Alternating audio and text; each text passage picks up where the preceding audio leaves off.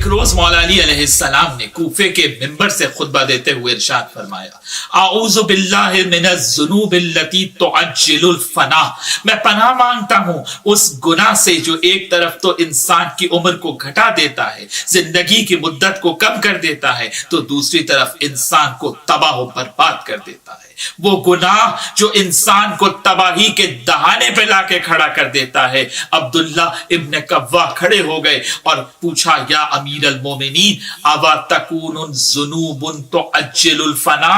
ایسے بھی گناہ ہیں جو زندگی کو گھٹا دیتے ہیں، انسان کو فنا کر دیتے ہیں؟ امام علی علیہ السلام نے ارشاد فرمایا، ہاں یاد رکھو، وہ گناہ قطع رحم ہے۔ قطع رحم سے مراد جو خونی رشتہ دار ہیں، ماں باپ، بہن بھائی، چچا پھوپھی، خالہ ماموں اور دوسرے درجے میں ان کی اولادیں، ان سے تعلق توڑ لینا، ان سے میل جھول نہ رکھنا۔ قرآن حکیم میں 3 مقامات ایسے ہیں جہاں قطع رحم کرنے والوں پر اللہ نے لعنت کی ہے۔ لعنت کے معنی اس کی رحمت سے مایوس ہونا ہے، یعنی دنیا اور آخرت کی ہر رحمت سے مایوس ہے وہ شخص جو صلہ رحمی نہیں کرتا۔ اگر کوئی مومن فقط اپنی انفرادی عبادات کو انجام دے کر اپنے آپ کو بڑا اللہ والا سمجھتا ہے اور اپنے خونی رشتہ داروں سے میل جھول نہیں رکھتا، تو وہ مولا علی کے اس قول کو پڑھے۔ اس کے بعد امیر المومنین نے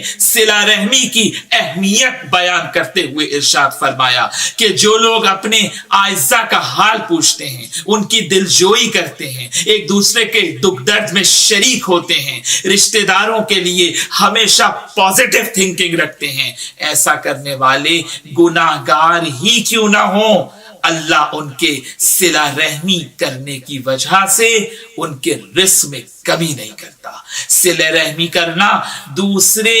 گناہوں میں اللہ سے ریلیکسیشن دلواتا ہے۔ صلہ رحمی کرنا، غریب اعزاء کی مدد کرنا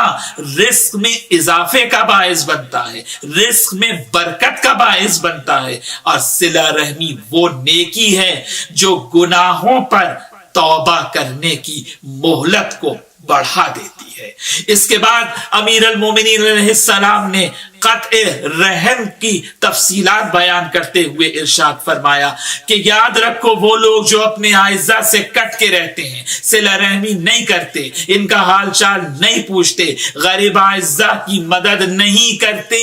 چاہے وہ متقی ہی کیوں نہ نظر آتے ہوں، ایک طرف تو اللہ درازی عمر سے انہیں محروم کر دیتا ہے، ان کی موت جلدی آ جاتی ہے، اور دوسری طرف رزق میں کمی واقع ہوتی ہے۔ یاد رکھیں، اگر زندگی میں آپ کسی کام کو بہت محنت سے انجام دے رہے ہیں اور اس میں آپ کو کامیابی نہیں ہو رہی، تو اپنے مقدر پر جزا و فضا کرنے کی بجائے اپنے اطراف میں دیکھیں۔ ایسا تو نہیں کہ آپ کا کوئی غریب خونی رشتہ دار مستحق ہے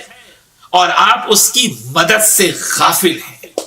یہاں پر 2 اہم سوالات ہیں جب ہم صلہ رحمی کی بات کرتے ہیں۔ پہلا سوال یہ کہ کیا رشتہ داروں سے فقط میل جول رکھنا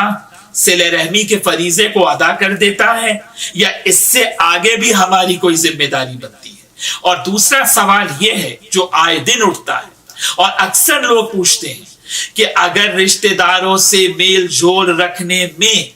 گناہ میں شامل ہونے کا امکان ہو، جیسا کہ مثلا شادی بیاہ کی تقاریب میں رقص و موسیقی کی محافل وغیرہ ہے، ایسے میں ایک طرف صلہ رحمی کا مسئلہ ہے تو دوسری طرف حکم معصومین پر عمل کرنا واجب ہے، تو ایسے میں ہماری کیا ذمہ داری بنتی ہے؟ انشاءاللہ اگلی نشست میں اس مسئلے پر گفتگو کریں۔ اللہم صل علی محمد